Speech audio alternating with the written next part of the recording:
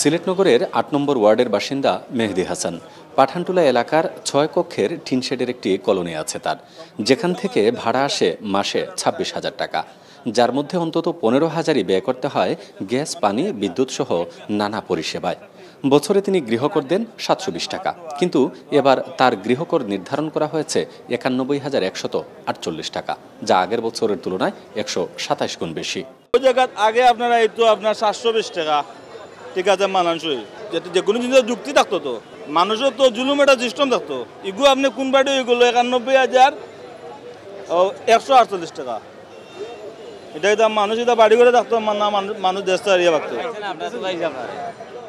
গৃহকর পুনর্মূল্যায়নের জন্য দীর্ঘ লাইনে দাঁড়িয়ে থাকা সবার বক্তব্য প্রায় একই রকম।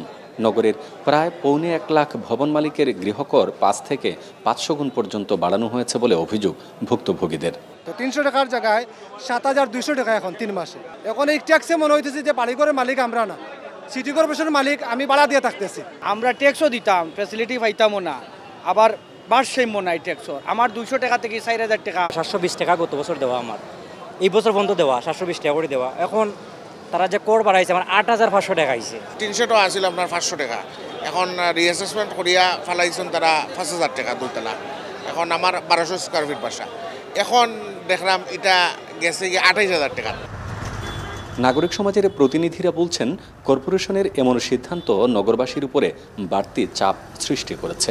সিটি কর্পোরেশনকে বাস্তবসম্মত সিদ্ধান্ত নেয়ার পরামর্শ তাদের।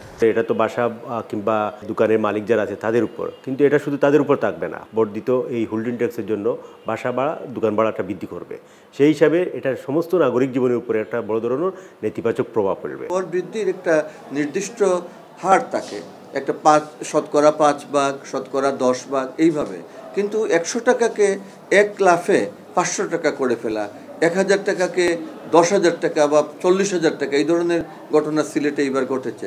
এটা একটা অকল্পনীয় বিষয় এবং এই ধরনের সিদ্ধান্ত আমি মনে করি গণবরীয়।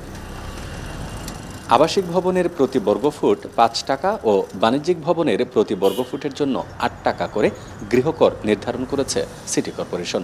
নগরপিতা বলছেন, ২০১৯-২০ অর্থবছরের ভবনগুলোর আয়তন ও ধরন অনুযায়ী নতুনভাবে গৃহকর নির্ধারণ করা হয়, তবে এবারই নতুন হারে কর নেওয়া হচ্ছে। কিছু কিছু মানুষের হয়তো ট্যাক্স বেড়ে গিয়েছে বেশি আকারে। এটা কারণটা হলো, আগে অনেকেই কিন্তু সিস্টেমের ভিতরে ছিলেন, এইটা কিন্তু অসঙ্গতি ছিল। তো অসঙ্গতি যখন এখন এটাকে একটা প্রপার সিস্টেমে নেওয়া হচ্ছে, এখনও কিন্তু তাদের সুযোগ আছে। ১ মাসের ভিতরে তারা অ্যাপিল করবেন, আমাদের বোর্ড বসবে, যেটা হইলো অ্যাপিল বোর্ড বসবে। অ্যাপিল বোর্ড বসে তারা এটা দেখবেন পুঙ্খানুপুঙ্খ, যে আমাদের যারা এসএসআর তারা ঠিক মতো এসএস না করলে এইটাকে আমরা আবার এটা কমিয়ে দেব। ২০১৯ সালের জরিপে সিলেট নগরে ২৭টি ওয়ার্ডের মোট হোল্ডিং রয়েছে ৭৫,৪৩০টি। এর বিপরীতে নতুন হারে গৃহকর আদায়ের লক্ষ্যমাত্রা ৪৪ কোটি টাকারও বেশি। এর মধ্যে নতুন সংযোজন হয়েছে আরও ২০,৬৩০টি হোল্ডিং, যা থেকে আরও গৃহকর আসবে ৪.৫ কোটি টাকারও বেশি। গুলজার আহমেদ, এখন সিলেট।